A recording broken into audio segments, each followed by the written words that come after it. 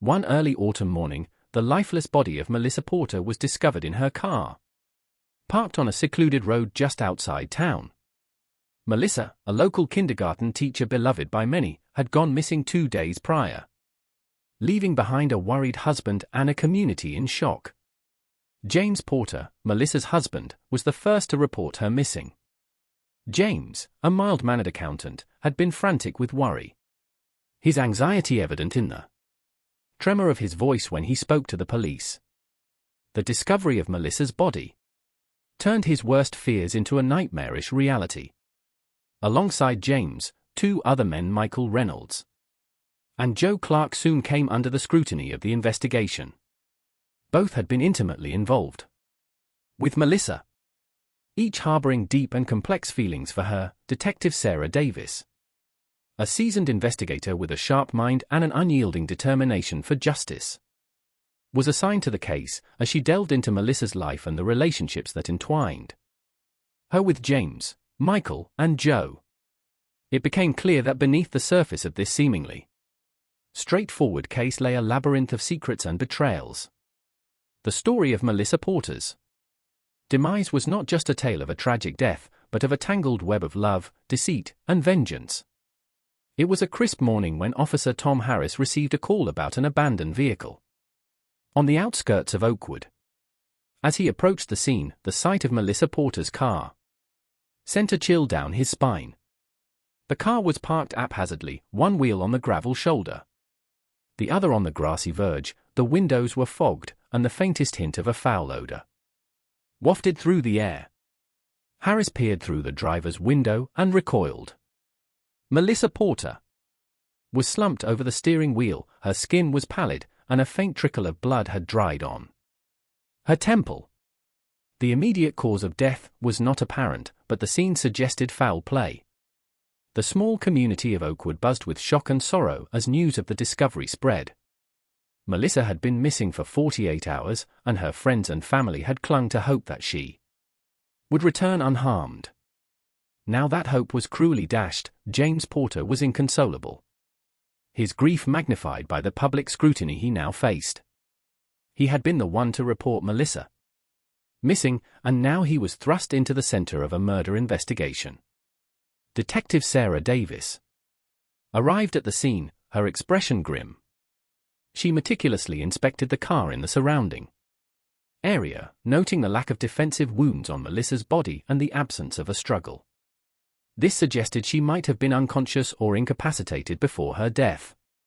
A preliminary examination revealed traces of a powdery substance on the passenger seat, which would later be identified as a potent sedative. Davis ordered the car to be towed to the forensic lab for a thorough examination and instructed her team to canvass the area for witnesses. The investigation had just begun, but the pressure to find answers was immense. The community wanted justice for Melissa, and the police were determined to provide it. The Oakwood Police Department quickly mobilized to investigate Melissa Porter's death. Detective Davis spearheaded the effort, her no-nonsense attitude setting the tone for the team. The first order of business was to question James Porter, whose proximity to the victim made him an initial person of interest. James was brought in for questioning at the station. He looked haggard, dark circles under his eyes betraying sleepless nights. Detective Davis began with routine questions about his relationship with Melissa, their recent activities, and his whereabouts during the time she was missing. James explained that he and Melissa had been married for 5 years, a seemingly happy couple in the eyes of the community. He recounted the night Melissa disappeared. She had left the house around 7 p.m., claiming she needed to run some errands. When she didn't return, he grew worried and called the police the next morning. Davis noted his demeanor, searching for signs of deception. James provided an alibi stating he was home watching TV that night. He offered to let the police verify his story with their home security systems footage. Davis made a mental note to follow up on this lead. As the interview progressed, another name surfaced, Michael Reynolds. According to James, Michael was a close friend of Melissa's, someone she had known for years. James admitted he had always felt a bit uneasy about their relationship but had no concrete reason to suspect anything. Detective Davis decided to pay Michael a visit. Michael Reynolds, a tall man in his early 30s, with an air of easy confidence, welcomed the detectives into his home. He seemed genuinely distraught upon hearing of Melissa's death, insisting they had been just friends. However, his nervous fidgeting suggested there might be more to the story. The investigation widened to include Joe Clark, a local artist who had been seen with Melissa on numerous occasions. Joe, in his mid-40s, was known for his brooding temperament and reclusive lifestyle. He was less forthcoming than Michael, evading direct questions and offering vague, cryptic responses. Detective Davis sensed that both Michael and Joe were hiding something. The threads of Melissa's life began to unravel, revealing a woman who was far more complex and enigmatic than anyone had realized. With each interview, the investigation grew more convoluted and the stakes became higher. The truth about Melissa's death was buried beneath layers of secrets, and it was up to Davis to dig them out. Melissa Porter was born and raised in Oakwood, a town she loved and never wanted to leave. She was known for her warm smile and her ability to connect with people, traits that made her an excellent kindergarten teacher. Her marriage to James was seen as a match made in heaven, though those closest to her knew there was more beneath the surface. Melissa met James at a charity event 5 years ago. James, an accountant with a stable job and a kind heart, seemed like the perfect partner. They married within a year, and for a while their life together appeared idyllic, but over time Melissa began to feel restless. The routine of married life left her yearning for something more. Enter Michael Reynolds. Michael and Melissa had been friends since high school. Their bond had always been strong, and there were times when their friendship seemed to border on something deeper. Michael, a charming and successful entrepreneur, offered Melissa the excitement and passion she felt was missing from her marriage. Their relationship, while initially platonic, soon evolved into a secret affair. Melissa found herself torn between the security James provided and the thrill she experienced with Michael. Her feelings for Michael were intense, but they also brought complications and guilt. Then there was Joe Clark. Joe was a local artist known for his moody paintings and reclusive nature. Melissa met Joe at an art exhibition a year before her death. Joe was different from both James and Michael. He was mysterious and brooding, qualities that fascinated Melissa. Their connection was immediate, and it wasn't long before Melissa found herself involved with Joe as well. Melissa's relationships with Michael and Joe were known only to a few close friends, and she took great pains to keep them hidden from James. However, managing these affairs became increasingly difficult, and Melissa's life grew more complicated. She loved each of these men in different ways, and each offered her something unique, but she also knew that this web of love and deceit could not last forever. As Detective Davis delved deeper into Melissa's background, she discovered a woman who was passionate and vibrant, but also deeply conflicted. Melissa's need for connection and excitement had led her down a dangerous path, one that ultimately ended in her untimely death. With Melissa's body discovered and her secret life beginning to surface, suspicion naturally fell on James Porter. Detective Davis scrutinized his alibi, seeking any inconsistencies that might indicate his involvement in his wife's death. James's alibi rested on his claim that he was at home the night Melissa disappeared, watching TV and later falling asleep on the couch. The home security footage confirmed that James had not left the house during the critical hours. However, Davis was not entirely convinced. She knew that alibis could be fabricated or manipulated. The state of the Porters' marriage became a focal point of the investigation. Friends and neighbors painted a picture of a couple that appeared happy but had their share of issues. Financial records showed that the Porters were struggling with debt, a potential motive for James to won his wife out of the picture. Life insurance policies on Melissa further added to the suspicion. Though the amounts were not exorbitant, James's demeanor during questioning was another point of concern. While his grief seemed genuine, there were moments when his responses were too measured, too controlled. Davis wondered if he was hiding something or simply trying to protect himself from being wrongfully accused. The most damning piece of evidence was a series of text messages exchanged between James and Melissa in the days leading up to her disappearance.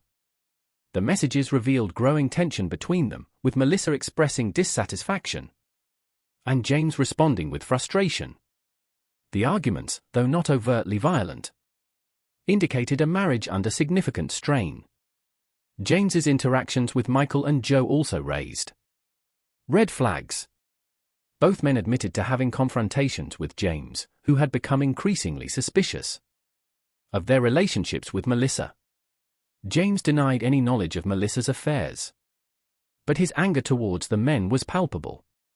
As the investigation progressed, James Porter remained a prime suspect.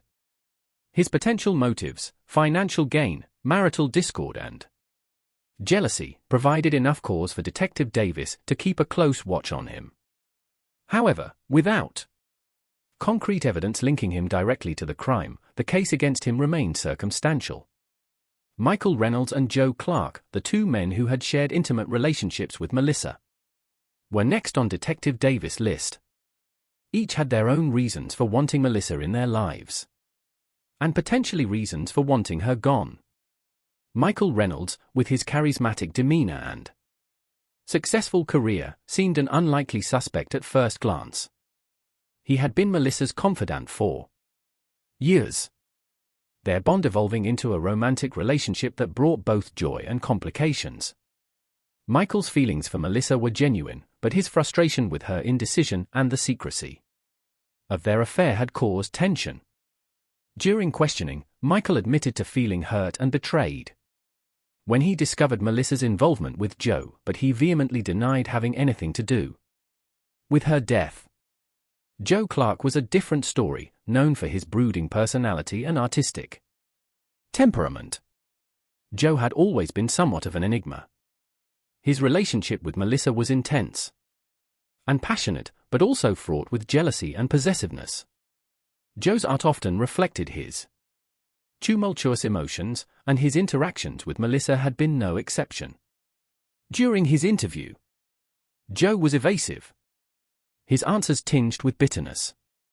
He expressed deep sorrow over Melissa's death, but also a lingering resentment towards her for being unable to fully commit to him. Davis noted the contrasts between Michael and Joe. One a polished, successful businessman, the other a moody, introspective artist. Both had motives driven by love and jealousy, and both had been deeply affected by Melissa's actions. The detective also discovered that Michael and Joe had confronted each other on several occasions, their arguments escalating as Melissa's relationships with them became more entangled. The investigation into Michael and Joe's backgrounds revealed more layers to Melissa's story. Each man had been drawn to Melissa's vivacious personality and warmth, but both had also experienced the darker sides of their relationships with her. The complexity of these relationships suggested that Melissa's death was not a straightforward case of jealousy or revenge, but rather a culmination of many conflicting emotions and desires. As Detective Davis continued to unravel the intricacies of Melissa's life and relationships, she realized that the truth was buried deep within a web of passion, betrayal, and hidden motives. The challenge was to untangle these threads and find the one that would lead to Melissa's killer. As Detective Davis dug deeper into the lives of Melissa, James, Michael, and Joe, she began to uncover a series of startling revelations and secrets that painted a clearer picture of Melissa's complex world. The first major revelation came from Melissa's close friend, Laura Mitchell. Laura revealed that Melissa had been confiding in her for months about the struggles in her marriage and the turmoil caused by her relationships with Michael and Joe. Melissa had been feeling increasingly trapped and overwhelmed by the dual pressures of maintaining her marriage and managing her affairs. Laura also mentioned that Melissa had expressed fears about someone stalking her, though she never specified who. This new information prompted Davis to re-examine the evidence with fresh eyes. The possibility of a third-party involvement, someone who knew about Melissa's affairs and had a vested interest in her demise, became a compelling angle. Davis ordered a deeper investigation into Melissa's communications and social media, looking for any signs of threats or suspicious activity. The forensic analysis of Melissa's car provided another crucial piece of the puzzle. Traces of the sedative found in the passenger seat matched a prescription registered to Joe Clark. When confronted with this evidence, Joe's calm facade began to crack. He admitted to having the sedative, but claimed he had no intention of harming Melissa. According to Joe, Melissa had asked him for the sedative to help her sleep, a claim that was difficult to verify. Further complicating the investigation was a discovery in Michael's financial records. Large sums of money had been transferred between Michael's accounts and an unknown third party over the past few months. Michael explained that these were business transactions, but the lack of clear documentation raised suspicion. Davis wondered if Michael might have been involved in some form of blackmail or had hired someone to intimidate Melissa. The pressure on all three men intensified as Davis continued to piece together Melissa's last days. Interviews with neighbors and colleagues revealed that Melissa had been planning to leave Oakwood, possibly to escape the tangled relationships she had found herself in.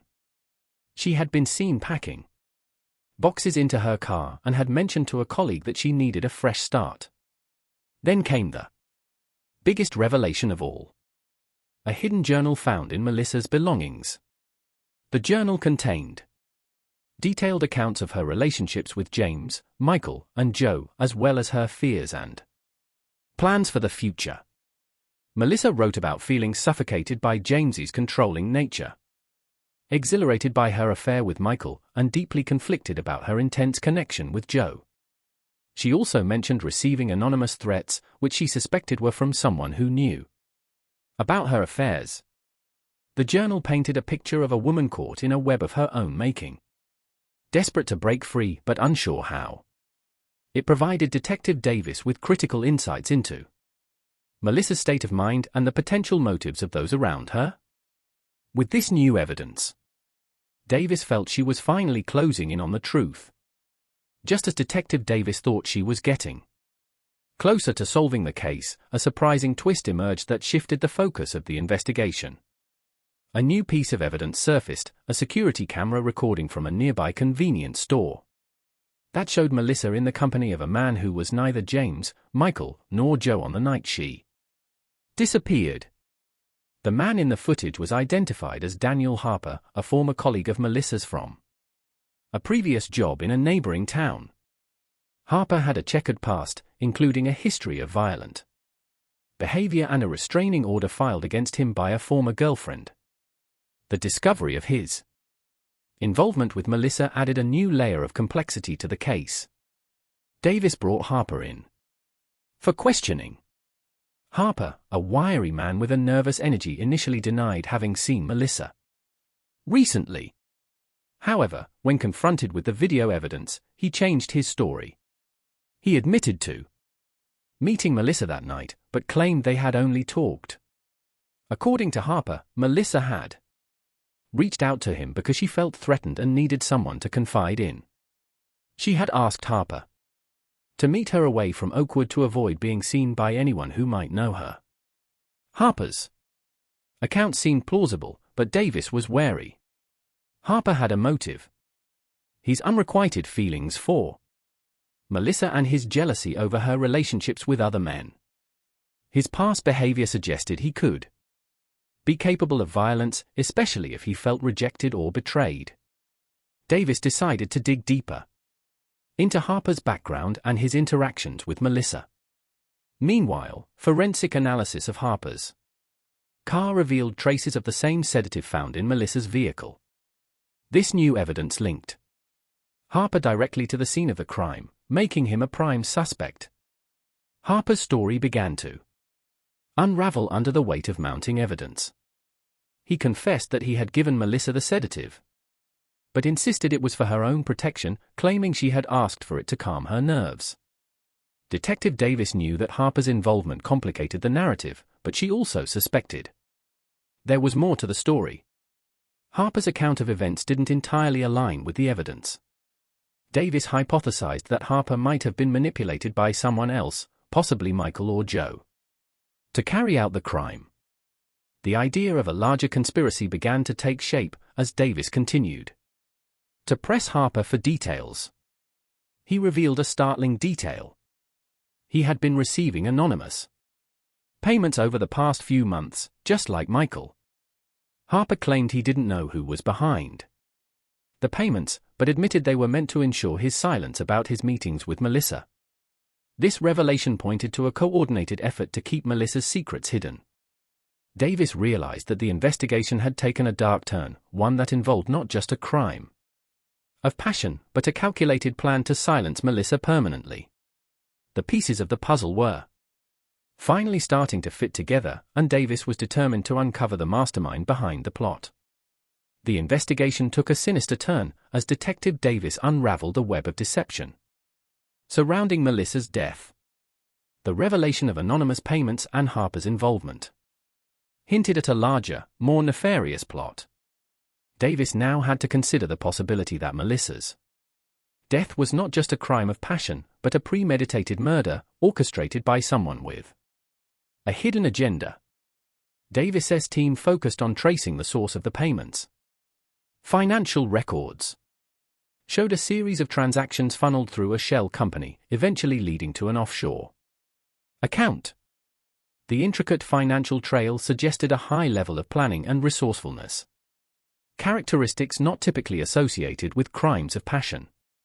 This new lead pointed towards someone with significant financial acumen and the means to cover their tracks, potentially Michael Reynolds, given his business background. Davis revisited Michael, armed with the new evidence. Under intense questioning, Michael's confident facade began to crack. He admitted to transferring money to Harper, but insisted it was to help Melissa, not harm her. He claimed Melissa had confided in him about her fears and asked him to arrange for protection, but he had no idea Harper would misuse the funds. Davis was not convinced by Michael's explanation. She suspected that Michael, feeling cornered by Melissa's indecision and the threat of their affair being exposed, had orchestrated a plan to remove her from the equation. However, Michael alone could not have executed such a complex scheme. The involvement of Joe Clark, with his volatile emotions and connection to Melissa, seemed likely. Confronting Joe, Davis presented the evidence of the sedative and the financial transactions. Joe, already unstable, broke down under the pressure. He confessed to being manipulated by Michael, who had convinced him that Melissa was planning to leave both of them and expose their affairs. In a desperate bid to prevent this, Joe agreed to Michael's plan to sedate Melissa and make her disappear. The dark truth emerged. Michael had orchestrated the entire plot. Using Joe and Harper's pawns to carry out his plan, Michael's motive was not just jealousy, but a calculated decision to eliminate Melissa and protect his reputation and business interests. Joe, driven by his emotional turmoil, had been an unwitting accomplice, and Harper, lured by money, had played his part without fully understanding the consequences.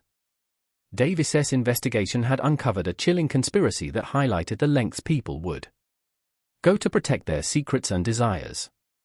The case was far more complex and darker than anyone had initially imagined, revealing the depths of human deceit and treachery, with the pieces of the puzzle finally falling into place.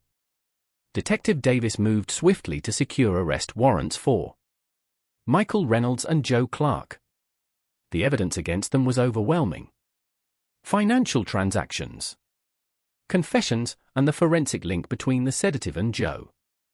Davis coordinated with her team to ensure that the arrests were conducted smoothly and without incident. Joe Clark was the first to be apprehended. He was found at his studio, surrounded by his hauntingly dark paintings. The arresting officers found him in a state of disarray, his guilt and regret evident. Joe offered no resistance, murmuring apologies and asking about Melissa's final moments. His remorse was genuine, but it could not absolve him of his role in the crime. Michael Reynolds proved more challenging. He had anticipated the arrest and attempted to flee. However, a coordinated effort by the Oakwood Police Department ensured he was apprehended at a private airstrip, trying to board a chartered plane. His arrest was marked by defiance and indignation, maintaining his innocence and accusing the police of fabricating evidence. With both suspects in custody, the prosecution began to build a robust case. The trial that followed was one of the most sensational in Oakwood's history, drawing intense media attention. The courtroom was packed with townspeople, journalists, and those who had known Melissa. The prosecution presented a compelling narrative of manipulation, betrayal, and murder, while the defense tried to paint Michael as a victim of circumstance and Joe as a man driven to desperation. The jury deliberated for several days, weighing the extensive evidence and emotional testimonies. Ultimately, both Michael Reynolds and Joe Clark were found guilty of conspiracy to commit murder and second-degree murder. Michael received a life sentence without the possibility of parole, while Joe, whose genuine remorse and cooperation were considered, was given a reduced sentence of 25 years. Daniel Harper, whose role was more peripheral, was charged with accessory to murder and received a lesser sentence of 10 years. His involvement, though significant, was viewed as being coerced by the primary conspirators. In the end, Oakwood returned to its peaceful existence, but the memory of Melissa Porter and the lessons learned from her case would never be forgotten. Her story remained a testament to the resilience of the human spirit and the enduring quest for truth and justice.